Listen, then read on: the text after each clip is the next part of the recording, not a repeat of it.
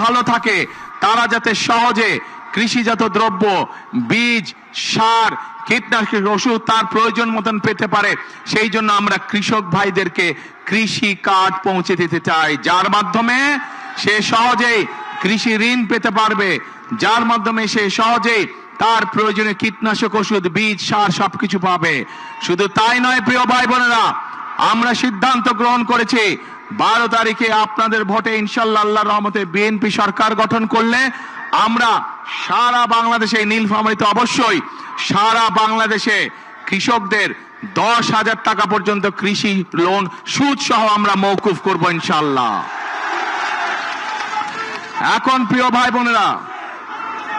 বোনেরা, আমরা সিদ্ধান্ত গ্রহণ করেছি যে আমরা আমাদের এই সমাজে এক শ্রেণীর মানুষ আছে যাদের অবদান আমাদের জন্ম থেকে মৃত্যু পর্যন্ত। এই মানুষগুলো কারা? এই মানুষগুলো হচ্ছে আমাদের মসজিদ মাদ্রাসার ইমাম সাহেব, খতিব সাহেব, মুয়াজ্জিম সাহেব সহ অন্য ধর্মের যারা ধর্মগুরু আছেন, সেই মানুষগুলো যারা আমাদেরকে বিভিন্ন সময় আমাদের চলার পথে, জীবনে চলার পথে আমাদেরকে বিভিন্ন সময় ভালো ভালো পরামর্শ দেন। এই মানুষগুলো অনেকেই অনেক মানবতর জীবন যাপন করেন।